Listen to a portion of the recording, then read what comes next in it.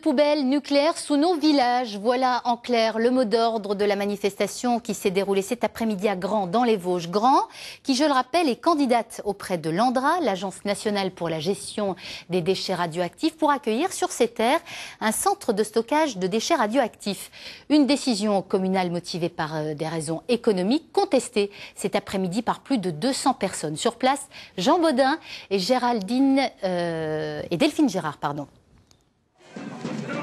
Déchets nucléaires cherchent sous-sol d'accueil. Le gouvernement, depuis juin dernier, a lancé un appel auprès de 3115 communes. 30 d'entre elles seulement ont répondu favorablement. Le maire de Grand, dans les Vosges, s'est porté candidat. Pour dire non à l'enfouissement, une manifestation réunissant toutes les communes environnantes concernées, ils sont près de 250. Les habitants ne veulent pas de ce projet, ni en Meuse, ni en Haute-Marne, encore moins dans les Vosges, à Grand. Mettre une poubelle nucléaire à côté de vestiges gallo-romains, ça ne se comprend pas bien, surtout que le maire en plus demande aux habitants de s'investir dans des chambres d'hôtes. Grand, l'ancien sanctuaire gallo-romain, incite à préserver. Il semble donc impossible pour ses habitants qu'une telle décision soit prise sans concertation préalable. La décision est trop grave pour qu'elle soit prise par des conseillers municipaux et leurs maires.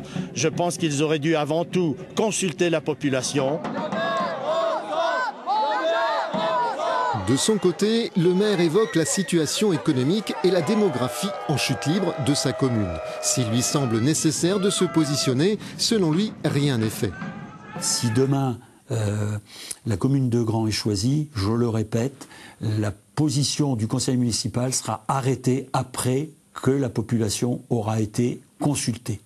Ça veut dire que vous pourriez revenir en arrière ? Tout à fait. Fin janvier, on connaîtra les 3 communes sélectionnées. En attendant, Grand revêt son habit blanc. Réaction de Marianne Isler-Béguin ce midi dans La Voix est libre au sujet de ce projet de centre de stockage de déchets radioactifs proposé par l'Agence nationale pour la gestion des déchets radioactifs. La députée européenne des Verts met en garde les maires des communes justement sur l'intérêt économique que peut représenter ce projet. On l'écoute. Je crois que lorsqu'on parle de déchets radioactifs, je crois que tous les élus aujourd'hui doivent être conscients que ce n'est pas une entreprise comme une autre. L'ANDRA, ce n'est pas une entreprise comme une autre.